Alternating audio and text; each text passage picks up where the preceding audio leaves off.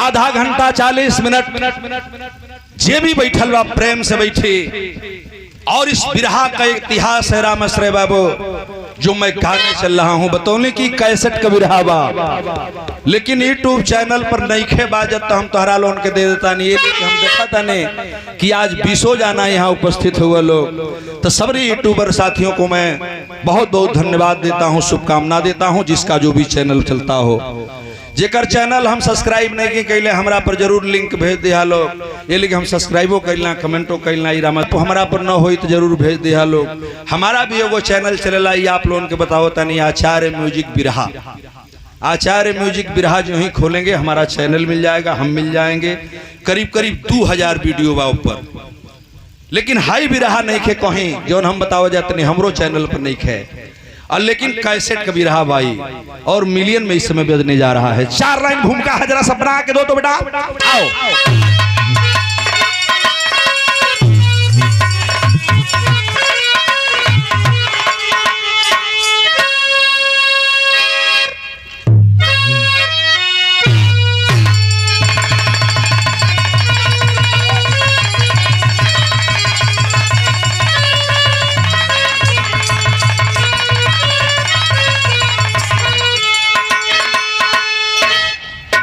आवा आवा आवा आवा।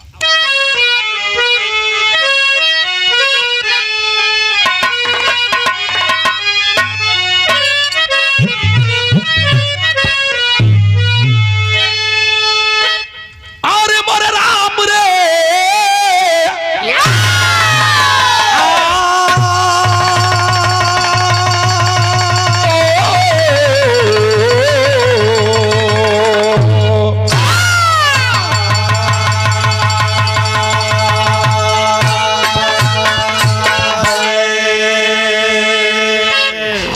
गजब लेखनी तेरी कुदरत की मालिकी। क्या बात है।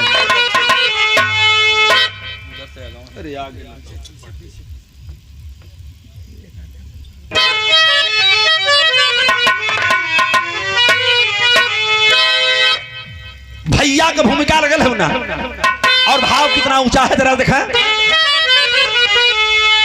कि है गजब लेखनी तेरी कुदरत की मालिकी। अधनंगे को नंगा बनाती गरीबी, किसी को लुटेरा किसी को कमेरा, नाच जैसा को वैसा नचाती गरीबी। पर्वत से खाई और दरिया से सागर, एक गागर में सबको घुमाती गरीबी। गौरी शंकर जमाना कहाँ जाएगा, सूरज पूरब से पश्चिम दिखाती गरीबी।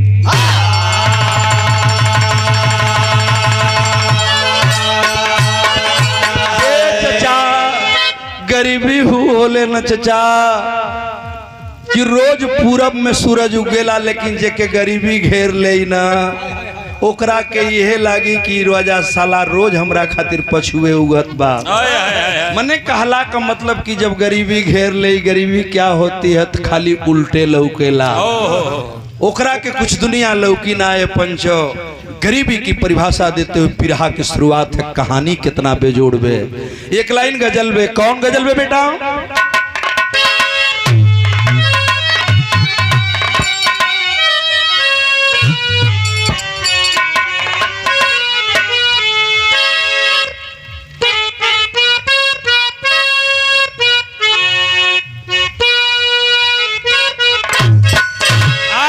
बड़ी सुंदर लाइन है। गजल का इशारा कैलिन सरोज तो बताओ तो, लेकिन नई गजल है ता सुना अब दिखाई है। नवा 9 दिन और पुराना 100 दिन। अब हमारी बात समझो कि दिल में एक लहर, दिल में एक लहर सी उठी है अभी, दिल में एक लहर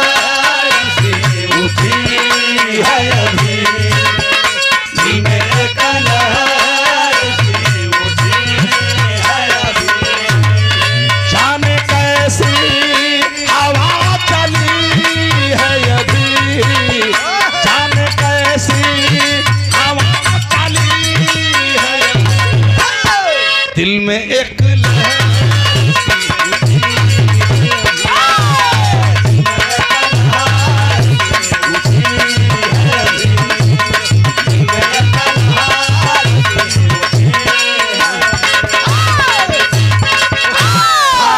सुंदर है कि क्या क्या होता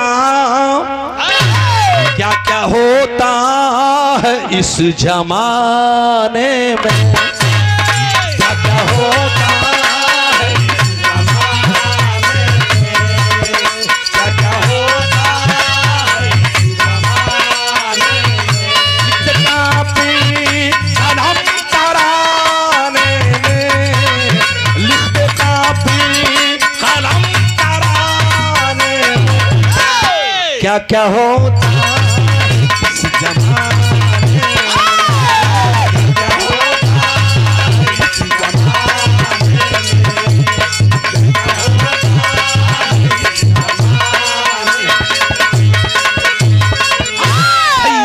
में। यहीं से कहानी की शुरुआत हो गई मेरे बाबूजी।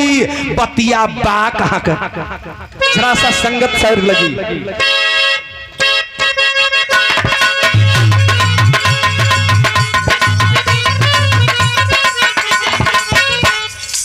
ललार लार ललरिया ललार लरलारा,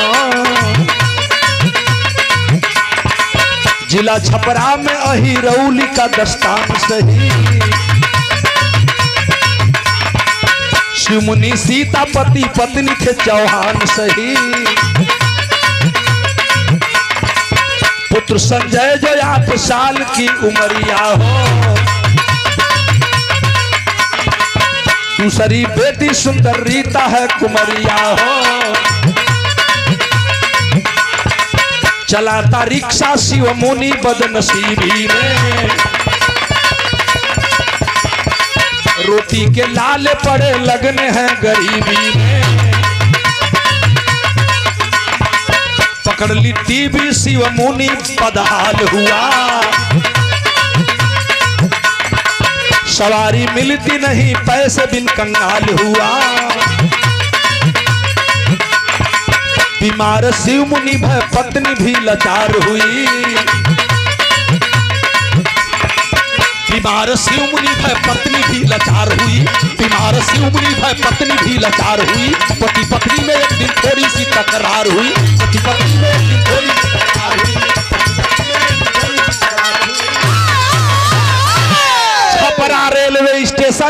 छपरा रेलवे स्टेशन से 7 किलोमीटर उत्तर अहिरौली गांव के रहने वाले शिव मुनि चौहान, उनकी पत्नी का नाम था सीता। सीता और शिव मुनि के 2 बच्चे, बड़का लड़का रहल ओकर नाम रहल संजय, छोटे लड़की रहल ओकर नाम रहल रीता। भाड़ा के रिक्शा लेके छपरा रेलवे स्टेशन पर चलावे, मजदूरी करत कर थक गई रहलन, पेट भरे, लइकन के कपड़ा लत्ता फीस के पैसा न जुटाड़ हो गईला। छपरा रेलवे स्टेशन पर शिव मुनि एक भाड़ा के रिक्शा लेलन, चलावे लगलन। लेकिन हमारे चाचा लोग बतावल कि संगत से गुण होता है, संगत से गुण जाए। शिव मुनि जब रिक्शा चलौला कमाई तो तनी बढ़ल जरूर, लेकिन ये हरिंदर आदतिया उनका गड़बड़ हो गया। साझी कर जब लोग बैठा सगरी रिक्शा वाला इकट्ठा हुए तो शिव मुनि के बगल में जो साथी बैठा कहे हरलाल भाई 10 गो तू दा, ए शंकर भैया 10 गो तू दा, ए राम भवन भैया 20 गो तू देता, 50 गो हमरो बाट लगे बा, ये मिला के तन 2 गो सीसी मंगावल जमर दे, नीक नहीं लागत, बड़ा मेहनत भइल बे। और 10-10 रुपया 50 रुपया मिला के सीसी किनाए लागल, दारू पिए के पियाई शुरू हो गई। ये चचा डेली कहिए काम जब हो गई दारू पी के शिव मुनि घरे जाए लगलन। कुछ दिन ले तो दारू पर काम चलल, लेकिन कुछ दिन की बाद जब वो दारू से नशा ना होखत रस्तवा में 2-3 गो भाठा परत रहल, वही भाठवा पर हो झरिया बिकात रहल। झरिया माने समझत है ना, कचियावा उ जाके वही 2-3 गिलास रास्ता में मारे कचिया, तब घर जा। आलू का झोला छोड़ दे, आटा का झोला छोड़ दे, ओके पता ना बा के उतर लड़खड़ात घर पहुंचे। इतनी आदत जो गड़बड़ाइल, जब दारू कचिया से शराब से जी न मानल तो भैया धीरे धीरे दारू पियले के बाद गांजा पिए लगल। मेहनत का काम रिक्शा चलाने का धंधा, दारू गांजा कचिया सगरी जब चले लगल, धीरे धीरे शिव मुनि कमजोर हो गए। एक दिन के बाद भाई चचा रात के 11 बजत रहल, शिव मुनि घरे गईलन, सितवा जोहत रहल, दोनों लइकन बदे चूल्ही में आगी नहीं खे बराइल, घर में एक चुटकी आटा नहीं खे, रोटी कैसे बने, यह सोच के सीता झंखत रहलिन। तोले जब ही गईल शिव मुनिया तो बिना झोलवे के पहुंच गईल घरे, आ खासत खासत चरपाई पर गिर गई। आ जब चरपाई पर गिरल नहीं चचा तो मुहवा से दूहलू का खून आ गई। सितवा कलश की सैया अपन हालत नहीं खा देखत, आ रोज दारू पियला, हम मना करता नहीं मानत नहीं खा, लइकन के भी नहीं खा देखत। तो के तनिको ख्याल बा परसों फगुआ बा, आ फगुआ के त्योहार परसों बाट, घर में फूटी कौड़ी नहीं खे, पासे रटा नहीं खे, पाभर दाल नहीं खे, फगुआ सबकी घरे हुई तो हमारी घरे कैसे हुई। बजर पर तोहरी कमाई में उखटिया पर खांसता, उठ के बैठ गई। आ तोने सीता और शिवमुनि का दोनों लइकवा जो रहलन, ऊ रितवा और मैसवा दोनों बच्चा इकट्ठा हो गईलन। ए पपा परसों फगुआ बना, हमला के लंग पितकाली ले बना, हमले के पैंत थत खराब हो गइल बा, रंग से बिगड़ जाइए, कही बात का पहिरब। लइको बतियावे लगल, सीतो बोले लगल। शिव मुनि उठ के बैठ गिलन, खासत बड़न, कहलन कि ए सीता का डांटल हो, झूठा न डांटत हो, ए सीता फगुआ परसों बा। अरे पगली परसों न फगुआ बारे, तो सुन हमारे गो बात। अपनी पत्नी से शिव मुनि चौहान रतिया का कह लगलन, आ का कलन रात के 11 बजत रहल, परसों फगुआ बा, तनी दिमाग लगाई, बिरहा तनिको हट जाई दिमाग से तो समझ में ना आई। ये चचाम शिव मुनिया से बात होके लगल सीता से, कैसे बात होके लगल तनी सा और कर दो।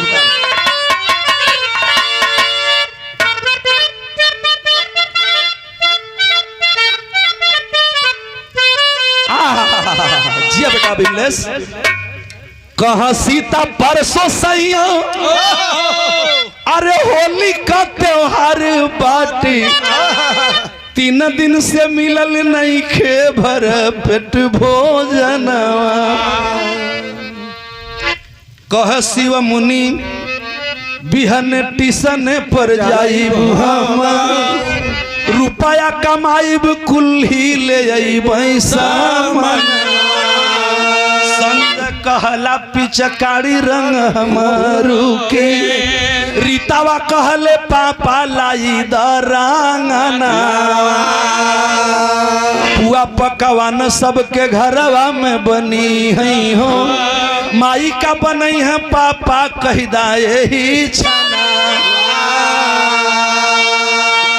सीता परसों न फगुआ बारे, तब बिहने हम जाए, आ जाके स्टेशन पर खूब मेहनत करब, खूब धवारी सवारी ढोइब, आ इतना पैसा कमाइब कि सबकी घरे पुआ पकवान बनी तो हमरो घरे बने। ए बाबू संजय तहरा के रंग पिचकारी भी ले आई, वेरीता तोरा के कपड़ा भी ले आई, मत रोवा ये चाचा, खाना कुछ ना बनल, चूल्ही में आगी बारे के बेवत ना रहल, फूल बिना खैले पूरा परानी सूत गईलन।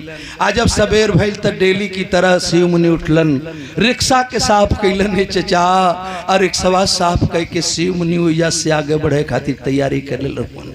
तो बिरहा में एक लाइन गीत लग गई, कौन गीत?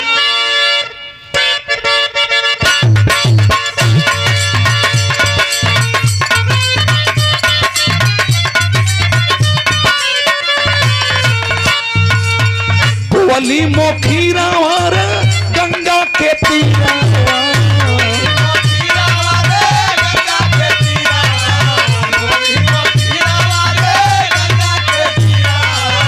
वली मोखीरा वार गंगा के तीरवा, जिरवा नदी खीरवा है गोर जिरवा नदी खीरवा है गोर।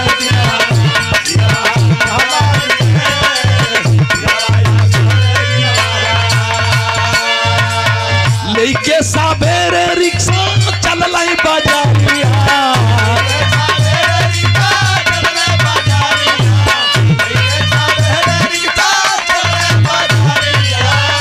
के साबेरे रिक्शा चललाई बाजारिया, मोरे मितावा न हो कैसे मनई बाजार, मोरे मितावा न हो कैसे मनई बा मोरे मितावा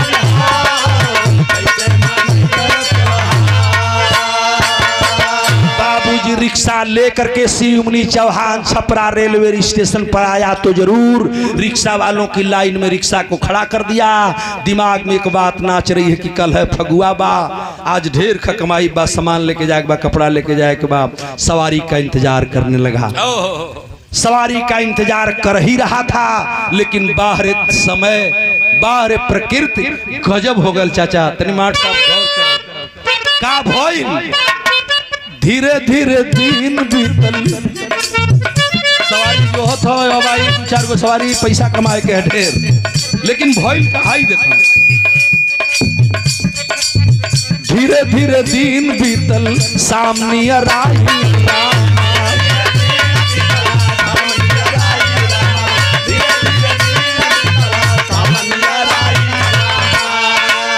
भइल हड़ताल गाड़ी, भइल हड़ताल गाड़ी, एको नहीं आई एको नहीं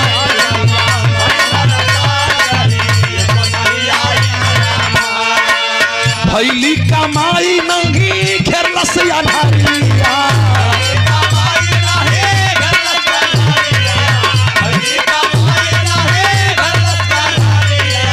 भइली कमाई नहीं छवलस अनहरिया मोरे मितावा न हो, कैसे करब बाजार मोरे मितावा न हो, कैसे करब बाजार।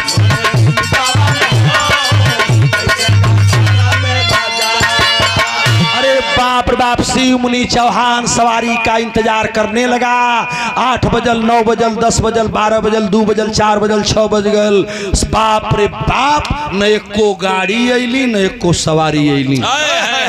गई रिक्शा वाला पूछलस का हो हरलाल भैया कहा बात बा हो, मर्दे एको गाड़ी ना गई, एको सवारी ना आई।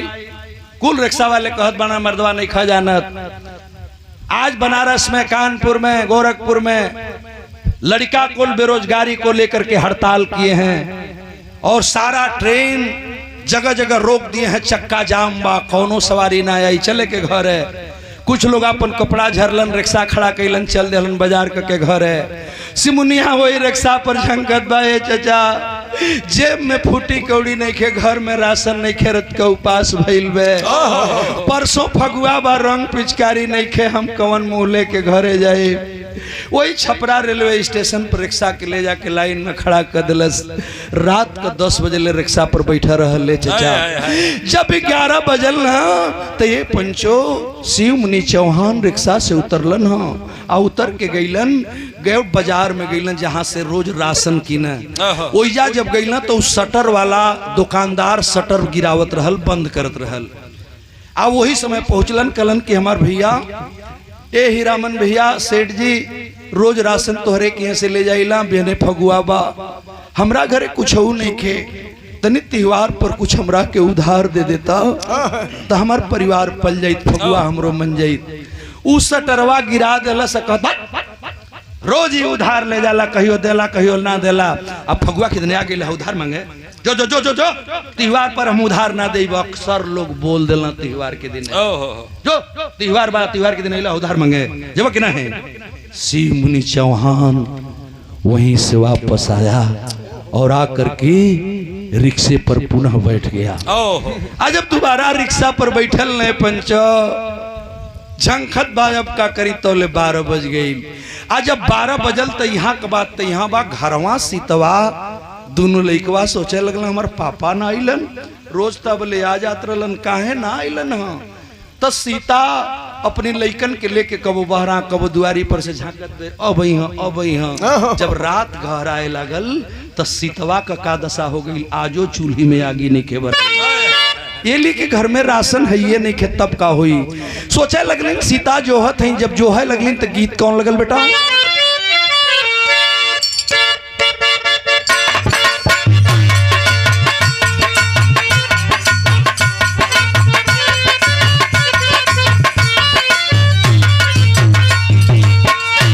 यह गीत लगल, यही पार गंगा माई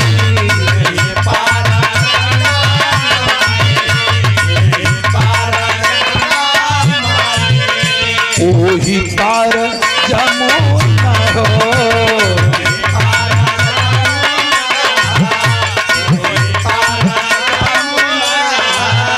बिचवा में मलह मोर रजऊ डरवा डलुई हो।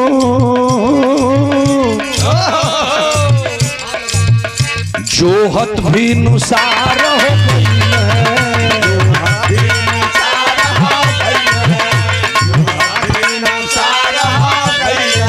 रतिया पहाड़ हो गई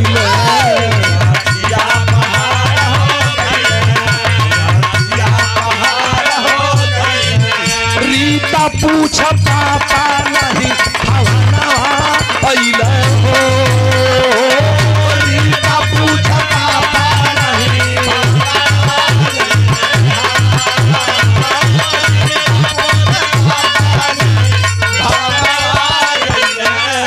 रीतवा पूछे माई 1 बज गई लबले पापा ना आइलन कलन के बेटी शांत रह बिहने भगवान बा तोहर पापा सोचत हुए कि ढेर खे कमा ले त घरे जाए तू शांत रहो बेटी तोहर पापा आईहन ढेर का पैसा फगुआ का सामान लेके आईहन एने करेजा कांपत बे सीतवा का आ सीतवा मन ही मन सोचत बा कि घर में तारकारी नहीं खे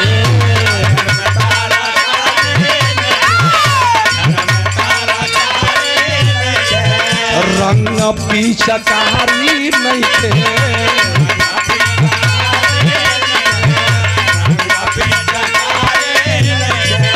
सीता झंखया बले नहीं सजनवा अइले हो। सीता झंखया बले नहीं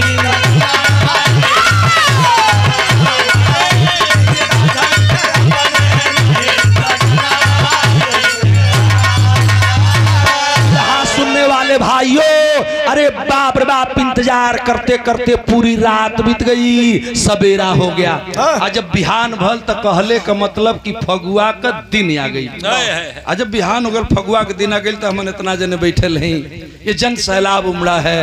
ए मेरे चाचा दादा काका भैया जे दिन फगुआ आवला मर्द मेहरारू तो अपनी व्यवस्था में लग जालन हमार हाई आई हमार हाउ आई हमार हाई बने हमार हाउ बने लेकिन छोटका लइकवा सवेरवा कुल शुरू कर दिलन। वाह शिव मुनि चौहान का जो लड़कवा रहल संजैया दौड़त गई दुआरे। आ जब दुआरे गई लइका खेलत रहलन सा आ तौले कोनो लइका बगलिया में क दौड़ के आई धर धर धर धर धर भाप दे एक कप मरलस के ओकरे कपड़ा पर एक मग रंग डाल देलस। आज वो करी कपड़ा पर रंग डालस तो शिव मुनि चौहान का लड़का संजय दौड़त अपनी माई की लगे गई। फगुआ के दिन का 9 बजत रहल ओ समय 9 बजे दिन में गई मड़ई में रहल माई कलश की ए माई देखा न माई हमरा पर फलनवा रंग डाल दिलस माई तनी गो काम कर तू माई। उ लड़कवा कहलस का बाबूजी करे जाए या फाट जले तनी से गौर करब हमरे बात पर। तवले संजय दुआरा से रोवत गई आई कि डाललस रंग सोनुआ हमहू डाले जइबा माई।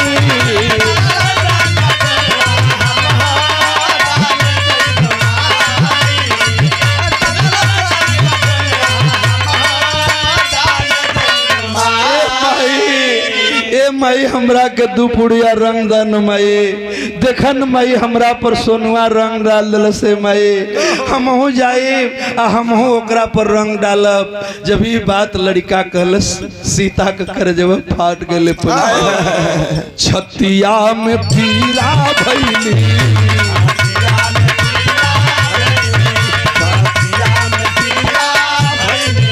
कोदिया कहीरा थैली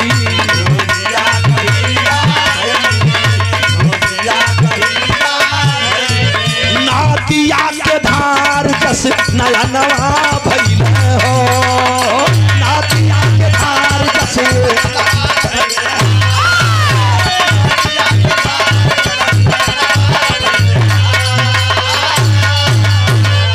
सीतवा से जब लड़का दू पुड़िया रंग मंगलस न चचा। तो सीतवा सोचल भगवान हमके इतना गरीब बना दिल कि हम दू पुड़िया रंग लैकन के देवे भर के नहीं खे। का जानिए कर पापा कहाँ बना अबले ना आइलन। हाँ सीतवा रोवे लगल, लैकवा के समझाओ दे बाबू चुप रह चुप रह चुप रह। ये बाबू तोहर पापा रंग लेके आई आवत हुई हाँ आ लेके यहाँ ना तो तू जइह सोनुआ की पर भी डली है जौन जौन तोहरे पर डले बाणों से कुलहिन पर डली है। अबे तोहर पापा आई हाँ। ये चचा 9 से 10 बजल 11 बज गई। अब भी जब शिव मुनि चौहान नहीं आया तो देखें वह सीता चौहान इंतजार करते करते फगुआ सवाब पर चढ़ गई। जब 12-1 बजल तो जे नौजवान बा केहू का कुछ का व्यवस्था बा, केहू का कुछ का व्यवस्था बा, केहू का ललका बा, केहू का उजरका बा, केहू का बड़की मुड़ी वाला बा, केहू का छोटकी मुड़ी वाला बा। मने फगुआ का व्यवस्था बे जी नहीं खे मानत। लोग कहला कि मर्दे सब लौकता सिमुनिया नहीं खे लौकत। लोग चल दे सिमुनी के घर है। आज बोहर गईलन हाँ तो सीतवा अपनी पड़ोस में गई। घर में कुछ खाए के नहीं खे। केहू दूसरा के घरे गई पुआ पकवान गोझिया बनल रहल। 2-4 गो मंगला से चचा ले आके लइकवन के खियावत रहल। तो ले 2 बज गई 4 बज गई। आज जब 4 बजल 5 बजल फगुआ का दिन खत्म होखे लगल। अब हिन शिव मुनि का पता न चलल। सीतवा कलश की हो सकेला रतिया में आ जाई हैं। ए चचा साझी की बेरा कुछ फिर ना बनल। 3 दिन उपास जब कटल आज फगुआ का दिन भी बीत गई। स्वामी जब न अलन सीता इतनी पागल हो गई कि रात भर कैसो कैसो तो बितौले वे। सुबेरे होते होते वह दोनों बच्चों को साथ में लेती है और लेकर के सीता चौहान कैलस का सवेरे दूसरा दिन तनी देखा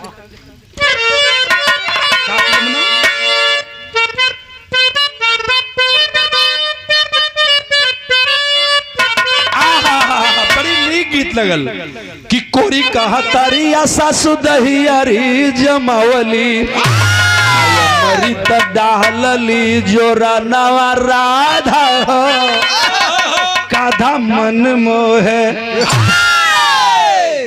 का भाई तनी देखा का कि आइलन सजनावा रोई के दिनावा बितावली। अरे आइलन सजनावा रोई के दिनावा बितावली। घरवा से निकली है बाहरवा सीता हो संजय रीता के लिया। घरवा से निकली है बाहरवा सीता हो संजय रीता के लिया। घरवा से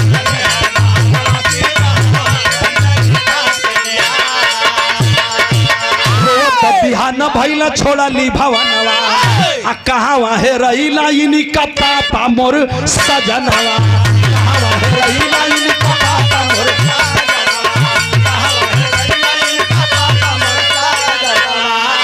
हे चचा संजय रोवे नाही लेबू समनवा पापा खाली जई तो बस देखा। दोनों लइको रहलन सितवा रहल। संजैया कलश किए पापा अब हमके रंग पिचकारी ना चाहे। माई रोवत बे हमार दीदिया रोवत बे खाली तू लौक जइता कहाँ गइल कहाँ बाड़ा माई खोजत बे रोवत बे। लेकिन शिव मुनि रह तब तो मिले। छपरा रेलवे स्टेशन पर गई है। चारों तरफ खोजते खोजते जब छपरा रेलवे स्टेशन पर शिव मुनि नहीं मिले तो एक तरफ गई रिक्शा वालन का लाइन लगा रहल।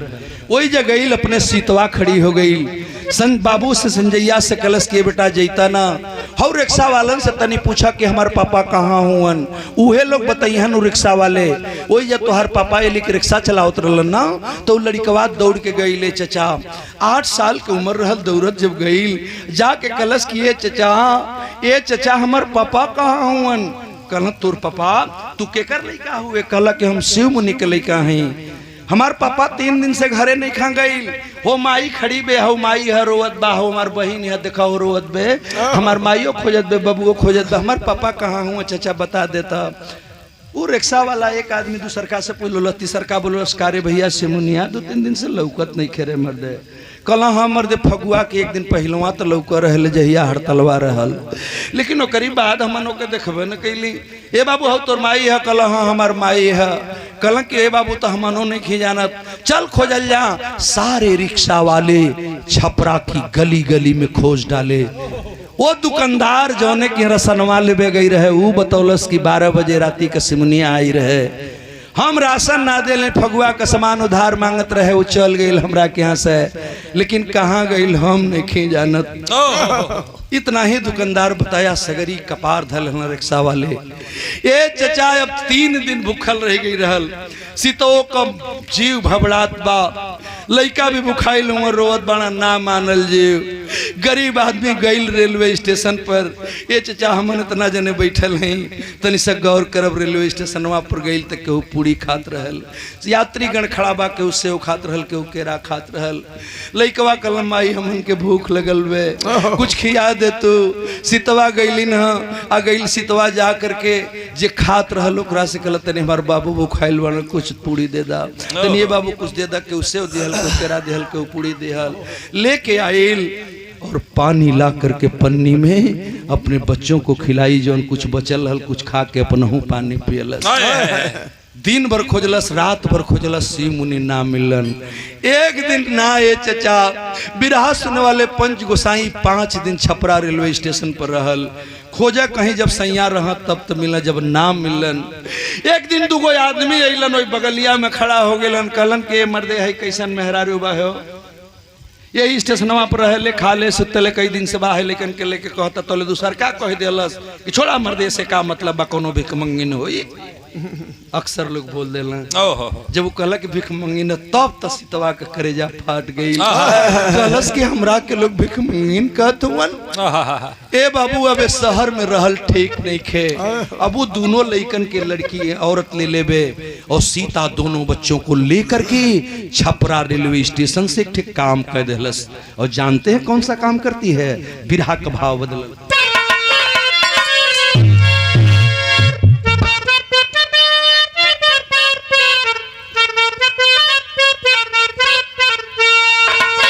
रोई रोई खोजा सीता मिलन सजनवा, कहाँ रे गइल ना आई निकर पापा मोर सजनवा, कहाँ रे गइल ना जुठरी बटोरी कैसो लई काजी आए, आप पगलिन भिखारिनी बनी की दिनावा बीतावे।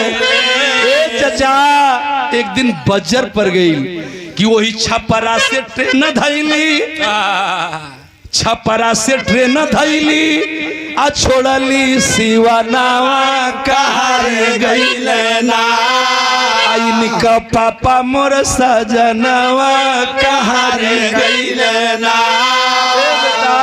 ए बबुनी अब स्टेशन पर रहे लायक ठीक नहीं खे, एगो गाड़ी आवत रहल, ट्रेन आवत रहल, कहाँ जाई पता नहीं खे। चचा अपनी दोनों लइकन के लिहला सीतवा आ लेकर के सीता चौहान उस ट्रेन में चढ़ गई, और वह ट्रेन छपरा से खुली और छपरा से खुल करके सिवान आती है, सिवान से खुल के भटनी आई, भटनी से खुल के देवरिया, देवरिया से गई गोरखपुर, गोरखपुर तनी देरी ले ट्रेन रुकेले। ई कवन स्टेशन बा? गोरखपुर बा। उतर के झांकत बा, ताकत बा का जन यही जा हो खाओ, लेकिन नहीं खा, फिर गाड़ी में चढ़ गई। धीरे धीरे वह ट्रेन गई कहाँ, टेरी लगल।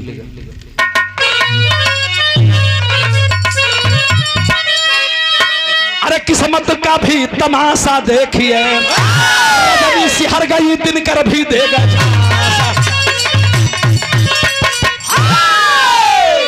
वो लड़की ट्रेन धक्के चलल, गोरखपुर वाली जब गोरखपुर पहुंचल तो गोरखापुर का तरज लग गई कि झुनुकी सरंगिया जोगी मर रूना, झुन बजावा रे रूना, झुन बजावा रे रूना, झुन बजावा अझुमत जमत जुगी मुरझालन वीरा।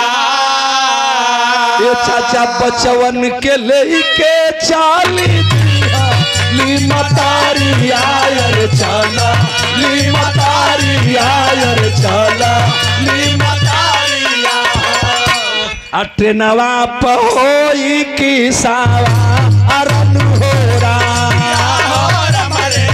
ट्रेनवा पहोई की सावा अरन होरा मारे।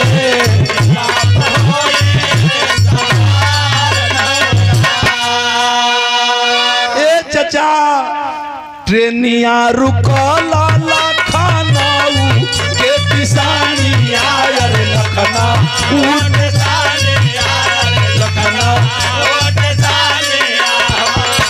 तल भूखिया लगल बाबरिया धीरे धीरे छपरा से चलती हुई ट्रेन गोरखपुर से बाबूजी बस्ती गोंडा होते हुए लखनऊ पहुंच गई। जब लखनऊ पहुंचल तो रात का 10 बजत रहल। ट्रेन रुक गई। लटैची अटैची कटैची खोल के जे लोग खाए वाला सामान बना, रात हो गई बा, लोग खाए पिए लगलन। वही गलियरवा में दोनों लइकवन के लेके सीता बैठे रहलिन। दोनों लइका जब सबके खाद देखला, कुछ लोग उतर के नीचे चल गई। ठेला पर पूरी सब्जी बिकात बा, खरीद के खाए लगल। लइका देखलन से कहला कि माई भूख लगल बे, तनी रोटी ले आ दे तू, तनी साहब पूरी मांग ले तू तो हमनो खा लेते जा। सीतवा कलश बेटाई में बैठा लोग हम जाते हैं पूरी लेके आवत हैं। और ट्रेन से सीता नीचे उतर गई पूरी मांगे खातिर कि ले आके बाबून के खियाई वो ट्रेनिया में। गलियारवा में दोनों लइकवन के बैठा के अपनी बेटी और बेटा के ट्रेन पर से सीता उतर गईलिन। उतर के नीचे गईलिन जहाँ पूरी बेचात रहल खड़ा है। तनी दुगो पूरी देता, हमार बाबू भूखाइल होन, तनी खिया दे। ए चचा केहू एगो देत बा, केहू डांटत बा, जो जो जो जा जा जा जा उधर जा, केहू डांट के भगा देत बा, केहू दुगो पूरी देहलस। आ तवले वही ट्रेन में से संजैया बोलल कि ए माई पूरी ले आवे गईलू है ना, तो हमरा के प्यास लागल बा, तनी पानी लेते है, पानी जरूर ले ले आई है। वो पूरी मंगत बा, कहत बा कि ये बेटा रुका, पानी भी लेके आई, पूरी भी लेके आई। मांगत मांगत पूरी मांगने के चक्कर में ए चचा बिरहा सुन वाले भैया लोग, पुड़िया मंगला के चक्कर में सीता चौहान कुछ दूर चली गई। दुगो और मिल जाई तो तनी हम खा ले बबू, खा ले हंसो। 2-4 गो पूरी सब्जी मिलल तो जरूर, लेकिन पानी बोतल खरीदे के पैसा बाना। एगो पन्नी उठौलिन ए चचा, आ झिल्ली उठा के वही में पानी भरलिन। हाँ, रेलवे स्टेशन का पानी भरलिन। एक हाथ में वो सूखल पूरी जो मंगले हैं, एक हाथ में पूरी, दूसर का हाथ में झिल्ली में पानी। सोचलिन कि दुगो और पुड़िया मिल जाई तो तनी हम और मांग लेती। मांगत मांगत और आगे बढ़ गई। तौले इधर ट्रेन हारन देती है, एक बेर 2 बेर देहलस, और ट्रेन हारन दे करके धीरे धीरे चलने लगी। अब लखनऊ प्लेटफार्म की हाल आप जानते हैं, कई गो ट्रेन खड़ी रही।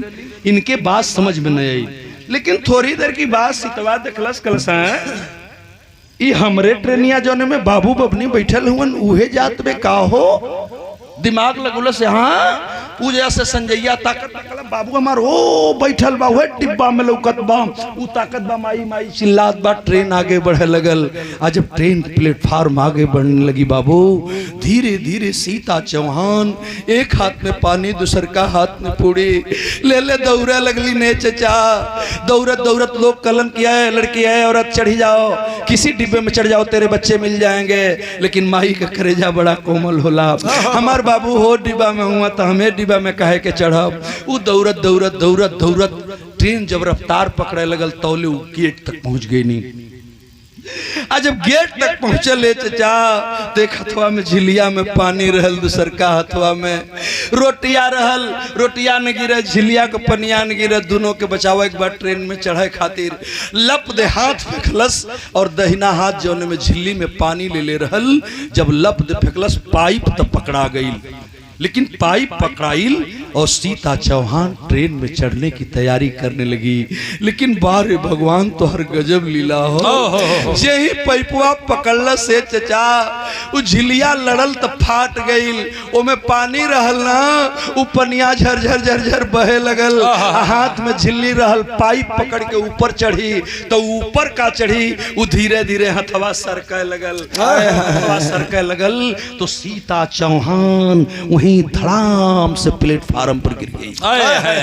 जब प्लेटफार्म पर गिरल, दोनों पैर रेलवे के पटरी पर, प्लेटफार्म से नीचे, और रौदती हुई वह ट्रेन आगे चली गई। दोनों लड़का वही ट्रेन की डिब्बा में चिल्लात हुआ माई माई माई। तो लखनऊ स्टेशन पर दोनों गोड़ गंवा के वही बेहोश पर ली। ट्रेन निकल गई, लोगन का भीड़ लग गई।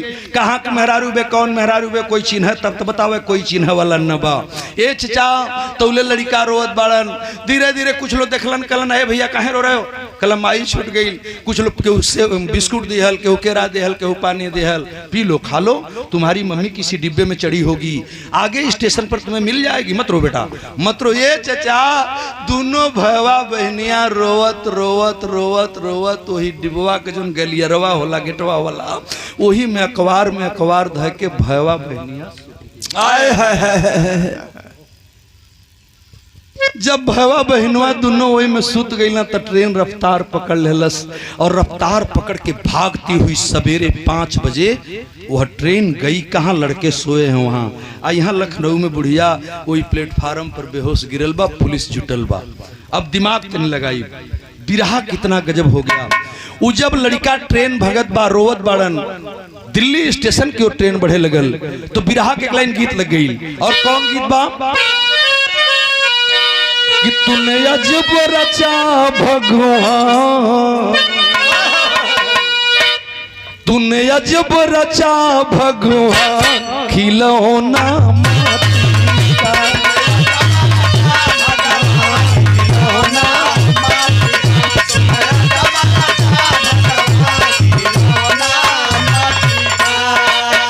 वही दिल्ली के दरमियान, वही दिल्ली के दरमियान ट्रेन जब आई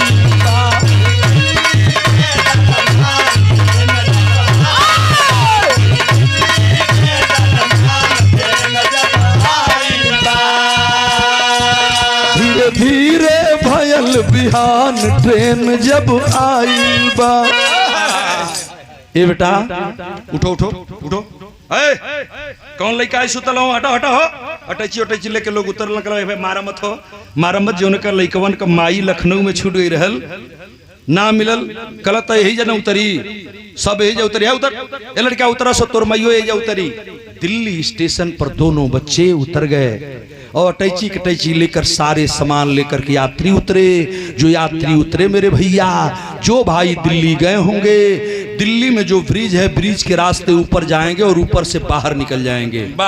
जो भैया गए होंगे पश्चिम और उत्तर के कोण पर जब निकल करके आप जाएंगे पश्चिम साइड में तो नई दिल्ली पहाड़गंज रेलवे स्टेशन का मेन गेट जो पहाड़गंज की तरफ जाता है, और पूरब की तरफ अगर निकलेंगे तो अजमेरी गेट का निकास। दोनों और आदमी जाए लगला, वो लड़कवा ये माथे से वो माथे दौड़त हो कि माई यही रेलिए में न होई, लेकिन माई रह तब तो मिल। सगरी ट्रेन का आदमी चल गिलन, माई ना मिलले चचा। जब माई ना मिलल भैया कलश बहनिया से किए बहनी ए रीता है ब्रंचवा पर बैठ रहे तनिसा हम माई के खोजी, सब आदमिया है ऊपर गोइल है, बुझाता कि हमार माइयो ऊपर गोइल बे। तो भैया का कैलस वो स्टेशन पर कि बहिनी के बिठा के भाई हो चढ़ाओ बर ब्रिज पर जाई हो।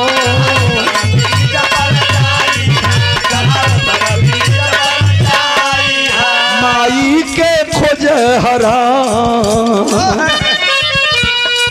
वही ब्रिजवा पर गई चढ़ के माई मिल जा, लेकिन माई रहा तब न मिला। जब ब्रिज पर गई ऊपर तो जा से दोनों और आदमी का भीड़ आवत बा, जात बा, वही भीड़ी में लइका खड़ा बा। अब सोचा लगल कि माई ये ने गईलिन, कि माई ये ने गईलिन, ओकरा के समाज में तो आवत नहीं खे। एक तरफ का रास्ता पकड़ा पहाड़गंज नई दिल्ली रेलवे स्टेशन के ऊपरे ऊपर चल गई बाहरा।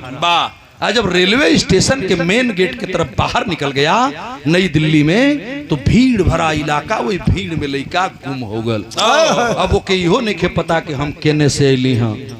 कुछ देर हो गई, मेजवा पर बैठल जौन बहनिया रहल रितवा सोचे लगल भैया गईलन माई के पा गईलन, अब भैया ना आईहन कबले हमें जा जो ही वो उठल वही ब्रिजवा पर चढ़ गई। जब ओवर ब्रिज पर ऊपर गई तो वो लड़किया के का पता बा कि भैया एने गईला कि एने गईला। ए चचा कुछ दूर गई और जाके वही जा 2-3 बेर घेरियलस आ वो लड़की पूरब के तरफ का रास्ता पकड़ लेलस और ऊपरे ऊपर अजमेरी गेट की बहरा चल गई। मने लड़का पहाड़गंज पश्चिम तरफ और लड़की पूरब अजमेरी गेट के बाहर, मतलब दोनों लड़के यहीं बिछड़ गए। अब ऐजा का बात आप लोग ऐजा छोड़ दें, हम आपका दिमाग ले चला तनी लखनऊ में उमाई जहाँ गिरल रहल प्लेटफॉर्म पर जीआरपी के जवान आरपीएफ के जवान जुटलन, टांग करके उठा कर लेकर रेलवे हॉस्पिटल में गए। ओकर दवा दारू शुरू भइल, लेकिन डॉक्टर जब जांच किए तो ठंगनुआ पर से दुनों नीचवा के गोड़वा जौन रहल ट्रेनवा एकदम धूस कह के रगरत ओकरा के चकनाचूर करत हड्डिया के निकल गई रहल। डॉक्टर सोचलन सरकारी हॉस्पिटल रहल के एकर झंझट ले, कोनो लवारिस औरत पे एकर दवा दारू कैले में झंझट बा, ले आवा एक काम करा, आसान काम ही है बा।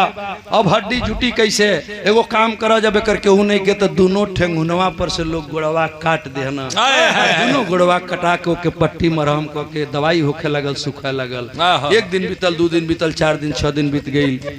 उ लंगड़ी के 5 दिन की बाद होश आइल, दोनों पैर कटल बा, टोवत बा, रोवे लगल, हमार दोनों पैर कट गई, हमार बाबू बबनी कहाँ गिलन।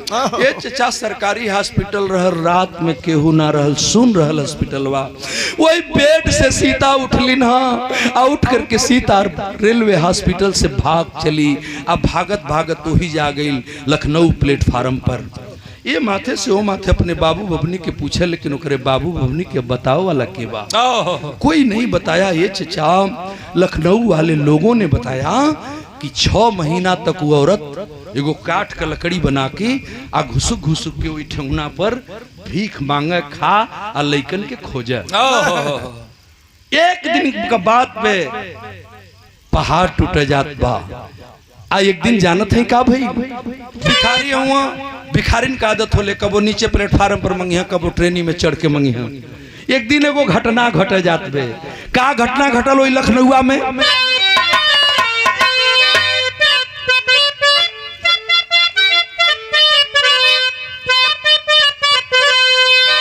बाबड़ा स्वर दे दो केवल। रेलवा वाले कैला खूब दवाई बुढ़िया माई, रेलवा वाले कैला खूब दवाई बुढ़िया माई,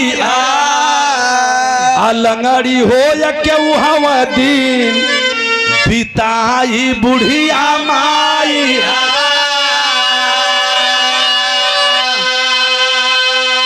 रोई रोई भिखिया मांग एक दिन ट्रेन में चढ़ली जाई हो। ए चचा तनियो भाई बिरहा देखी कि रोई रोई भिखिया मांग एक दिन ट्रेन में चढ़ली जाई हो। एगो ट्रेन आके रुकल, लुका प्लेटफार्म पर तो रोजे मांगिला, कुदुक के लप दे गेट पकड़ला सा, चढ़ के ट्रेन में चल गई। आ ट्रेन में जाके तनी 2 पैसा दे दा, कुछ खाए के दे दा, हमरा के भूख लगल बे, ये मांगत मांगत बढ़त जात रहल। आ तवले जौन डिबवा में भिखिया मांगे खातिर चढ़ल रहल, उ देखत का बा कि बड़ा सुंदर गीत सुनाई दे रही है। कहाँ से? तो कर निगाह है ओहने चल गई लो गेट की ओर। तो सीता देखली न का तनी हई देखली कि रोई रोई भिखिया मांग एक दिन ट्रेन में चढ़ली जाई हो। आ ट्रेनिया में भिखिया मांगत एक अन्हरा गयन भेटाई, संजय का पापा कही के चिल्लाई बुढ़िया माई।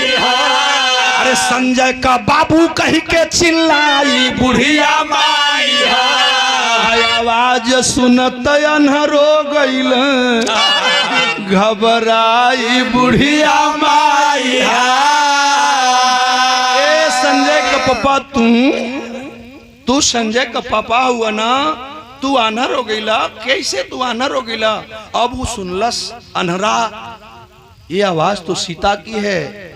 सोच गई कि सीता कहीं ट्रेनिया में बैठ के जाती हुई, सचहू न चीन जाके हम उनका पति संजय शिव मुनि चौहान हैं। लप देव घूमल, अंधा आदमी घूमल तो तेज, लेकिन कितना तेज भागी आप लोग खुद सोच लें। आनर आदमी लप लप लप भागे लगल कि कहीं सीतवा हमके पकड़ ले। चिल्लाए लगल सैया रुक जा सैया रुक जा, यही तरह होली के दिन 6 महीना पहले हमरा के छोड़ के भागे रहला, आज भेटैबो कैला तो भागत हुआ। अरे हम सीता बोलत हैं हो सीता बोलत हैं, तोहार पत्नी बोलत हैं रुक जा सैया रुक जा सैया रुक जा। कहत कहत तू अनहरा ना मानल। ए चचा गेट की लगे गईल और गेट की लगे एक बेर अनहरा सोचलस कि उतर के भाग चली, पकड़ी न पावे। आज जो ही अनहरा उतरल चहलस तो आनर आदमी सीढ़ी पर गोड़ धरक तोले कहाँ सीढ़ी पर पड़ता, उधैलस गोड़ सीढ़ी पर। ये चचा उस सीढ़ी पर न पड़ के पड़ गई प्लेटफॉर्म। भड़ाक सा वहीं अंधा आदमी गिर गया। और जब गिरल नीचे तो सीता कुदुक के पीछे गईलीन और वही ऊपर कूद गईली, कूद के भर अखबार धरली, अंधा उठ के बैठ गई। सीता और अनहरा दोनों रोवे लगलन। भोजपुरी में लोग कहलन कि इतना रोलन इतना रोलन इतना रोलन नेचा की बन का पतई झरे लगल। कहला का मतलब ई बा कि वहां का लोग जुट गिलन, मर्दे हो जो लंगड़ी हो अनहरा के ध के रोवत बे का बात बे तोले सैया सैया कहत बा। तो कुछ लोग सोचलन जो स्टेशनवा पर रोज रह कि लगत बा कि अनहरा एकर मरद बा। चुप लोग करोलन, चुप ना जब दोनों भइलन तो छोड़ देलन अपनी मन का, दोनों खूब रोलन सो और रोले के बाद अपने से दोनों चुप हो गइलन। अनहरा कलश की है सीता तू ये न जानल चाहत हो कि हम छोड़ के काहे तहरा के भगली।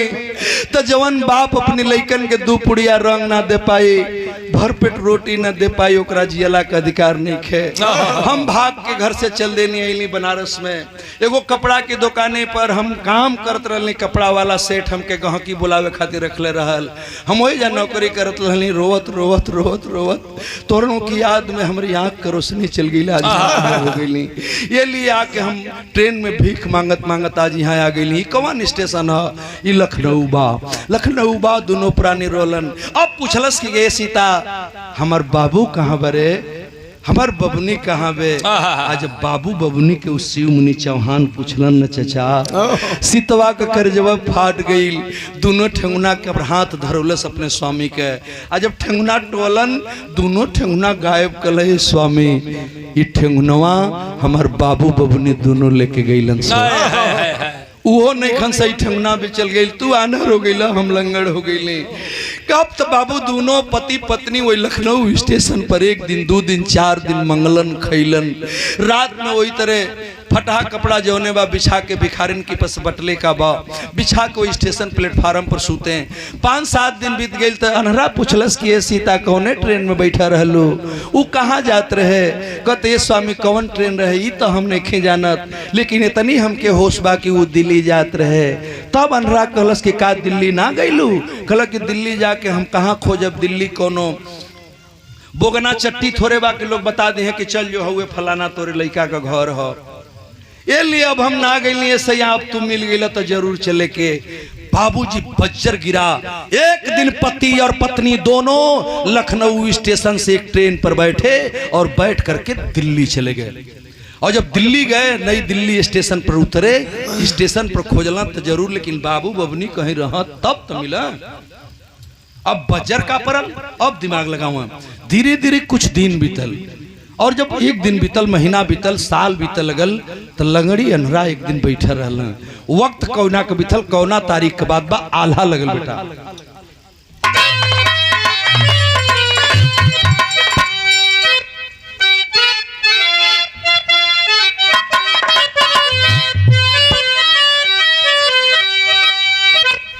कि रोई रोई पूछे सीता सागरो कहानियां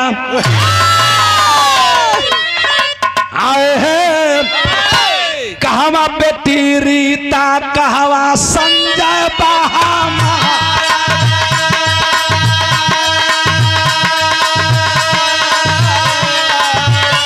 अरे कहवा बेटी रीता, कहवा संजय बहामा।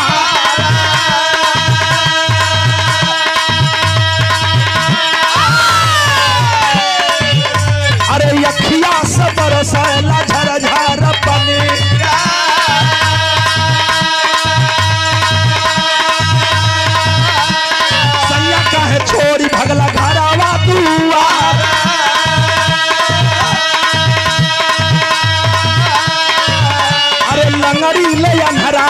खोजा बचवना के।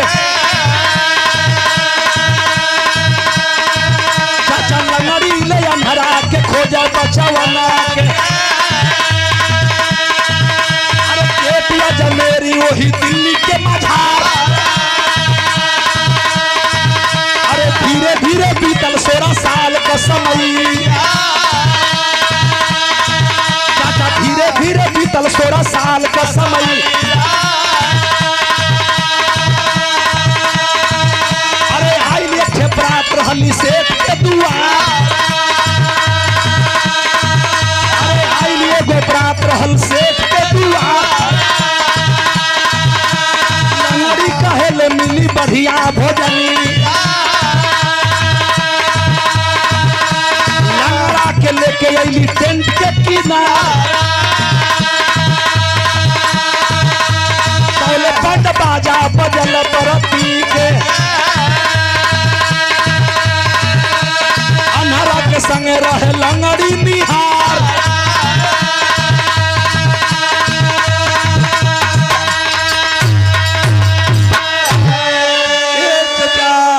जब नई दिल्ली गईलन है 1 साल नहीं 16 साल बीत गया। 29 मई का लगन का दिन रहल और 29 मई लगन के दिने एगो बहुत बढ़न बारात आई रहल। अजमेरी गेट के ठीक समनवा एगो मैरिज हाल रहल। सजावट लगल बे, बाजा बजत बे। लंगड़ी कलश के सैया कुछ तो के कुछ लौकत बा। कलक हमानर आदमी हमके लौकत बा। कल कुछ सुनत हुआ हरदम तू मजाके करेलू। कल हाँ सुनत है बैंड बाजा तो बजता। कल देखा ना समनवा के उस सेठ के घरे बारात आइल बे। लाइट वाइट सजल बा, बड़ा नीक सजावट भइल बे। कोनो बड़ बड़ुआ के बारात आइल बा। कहल ऐसे का मतलब बा। कहल कि वही जा चलती जाता एक पत्तल भात मिल जाई।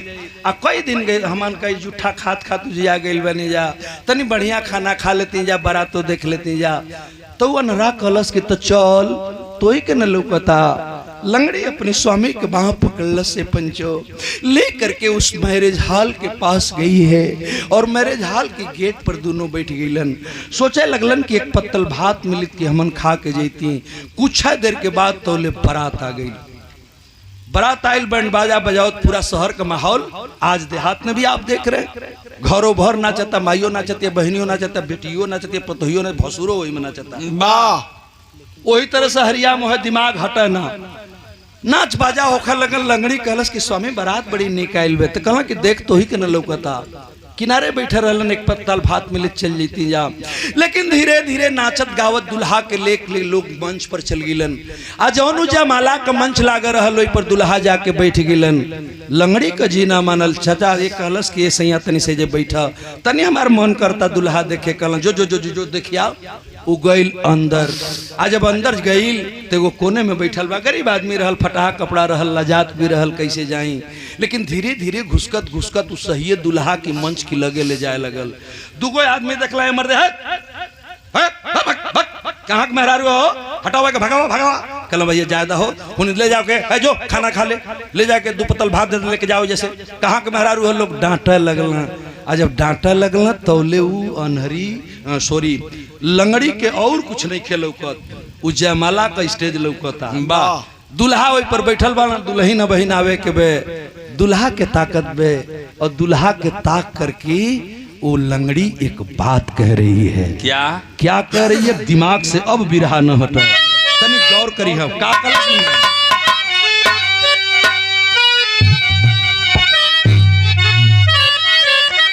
कि लंगड़ी कहल सैया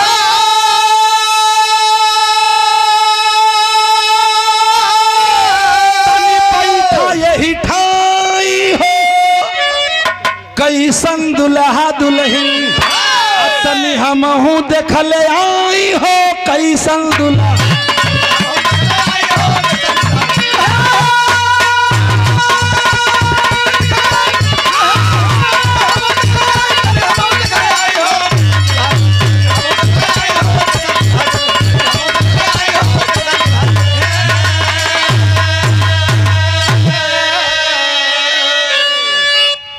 उ गईल और बोलत बोई जा कि दुल्हा देखते। ए चाचा दुल्हा पर जब नजर गई तो दुल्हा देखते निकलल मुहावा से बतिया कि जुग जुग जिया बेटा संजय जैसन बासुराती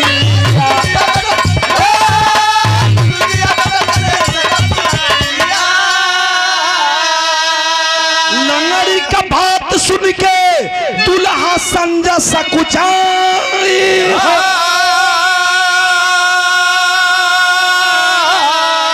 कैसन दुल्हा दुल्हिन तनी हम हो देखले आई हो कैसन दुल्हा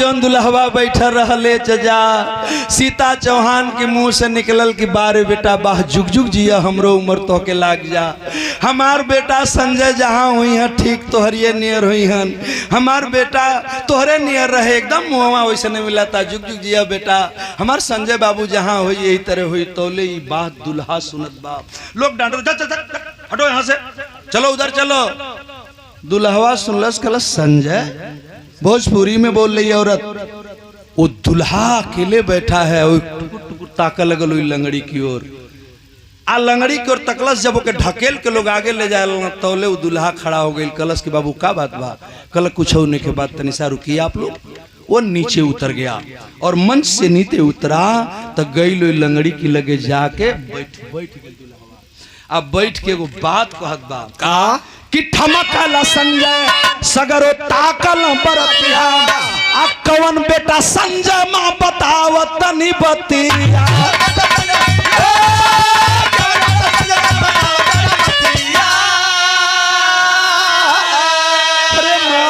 अरे माँ तू किस बेटा की बात कर रही है रे माँ कौन तेरा बेटा संजय माँ किस बेटा की बात कर रही है कौन तेरा बेटा संजय कहाँ की रहने वाली है के बेरू कई गो सवाल को दलस कल बेटा हमारी बारे में का जानल चाहत हुआ जाए तो बेटा हमसे गलती हो गई हम तहरा के कुछ ना कली हाँ हम बिहारी हैं हमारे बिहार में घर बा बिहारी हैं बिहार में घर बा जब इतना सुना संजय अवाक हो गया कल बेटा तुम माँ तू किस संजय की बात करती है जब माँ शब्द निकला तो कल बेटा गलती हो गई बाबू तोहर ये मेरे को बेटा रहला से 16 साल पहले हमसे बिछुड़ गई तो के देखली न बेटा तो हमके ओकर होश पर गेल जायदा हमके बुढ़िया पीछे हटे लगल आज बुढ़िया ज्यों ही घूमल आ तौले दुल्हा रूपी संजय बाह पकड़ करके अपने तरफ खींचने लगा सगरी बारात के लोग ताका लगलन कलम माई तू कतू सीता त ना हो आज जब दुल्हा सीता का नाम लेला सीता का करजवा फाट गई कल कि माई अगर तू सीता हो तो तुहार संजय हमें है माई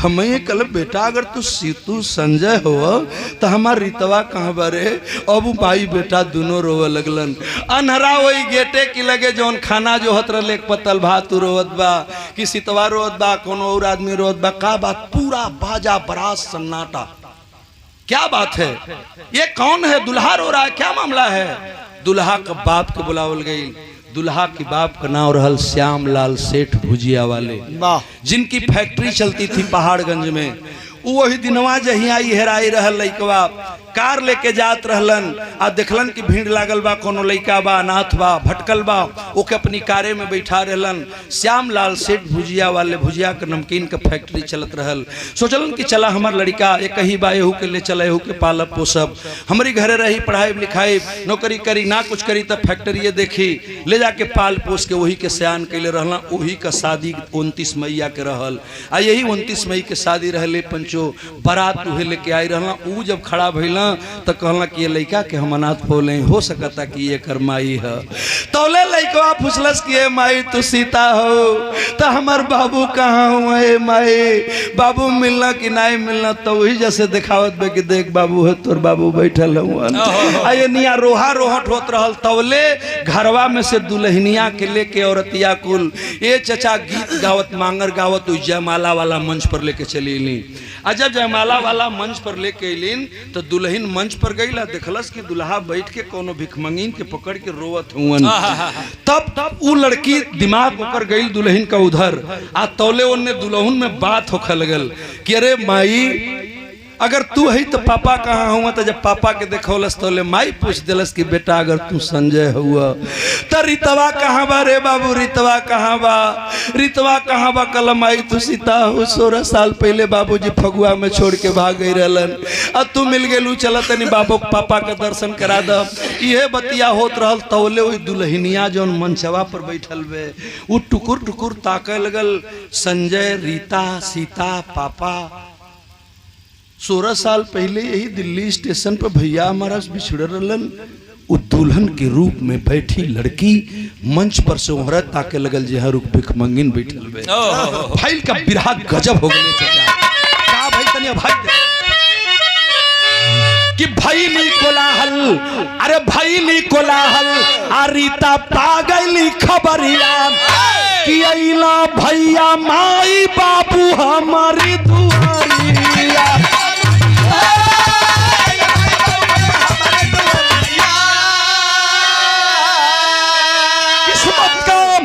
किस्मत का तमाशा बदलल, राखी में सगाई है।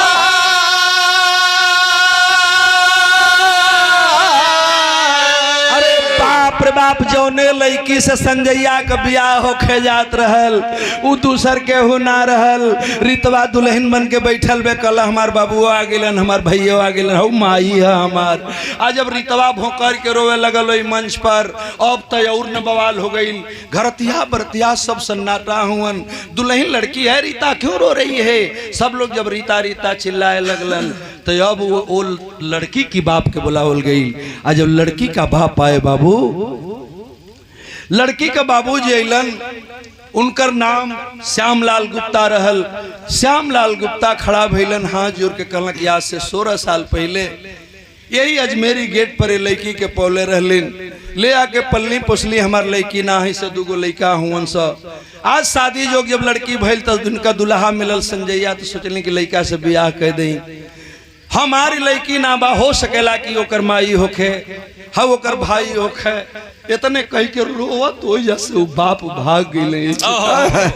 अब ये चाचा पूरा बारात रोवत बा, पूरा घरात रोवत बा, पूरा महफिल रोवत बा। आप खुद समझ सकते हैं कोयजा का दृश्य कैसा हो रहा हुई।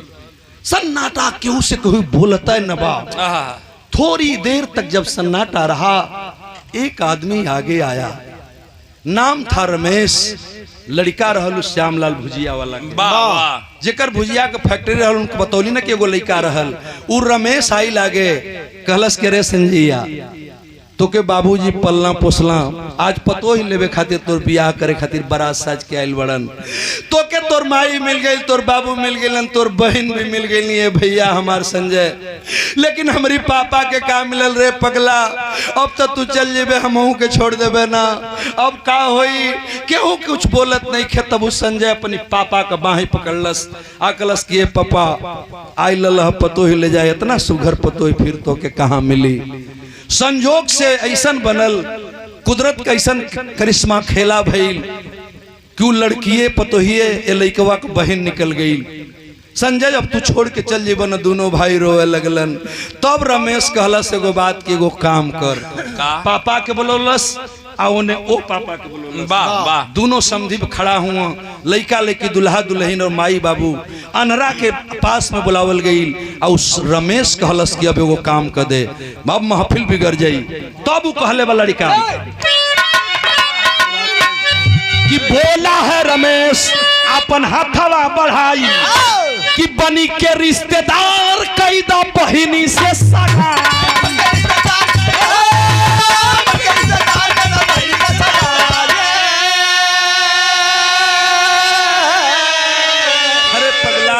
तेरी माँ मिल गई, तेरा भाई मिल गया, तेरी बहन मिल गई, पापा को कुछ नहीं मिला ना। ते पापा ऐसे बढ़िया तू पतो ना पैब। संजय सुन, आओ टोपी दुल्हा को ओढ़लस अपने, कहला पापा आव ब्याह कला है संजय, बन के रिश्तेदार का द दुल्हन का सगाई, अपनी बहन की सगाई करो। उस अंधे आदमी को बुलाओ। वो अनहरा के बुलावल गई, नहवावल गई, धोवावल गई, लंगड़ी के नहवावल धोवावल गई।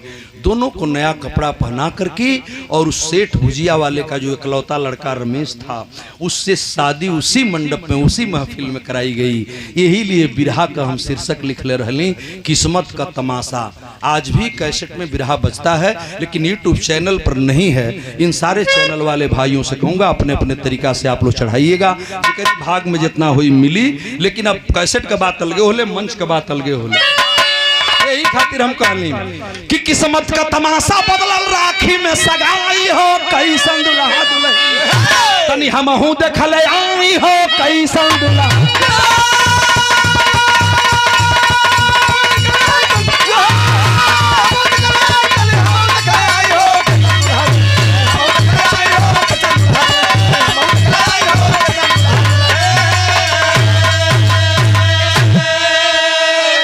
गुरुदिल मोहम्मद राम सेवक सिंह रामदयाल विख्यात कभी गया लाल जगलू यादव जगधारी सेना।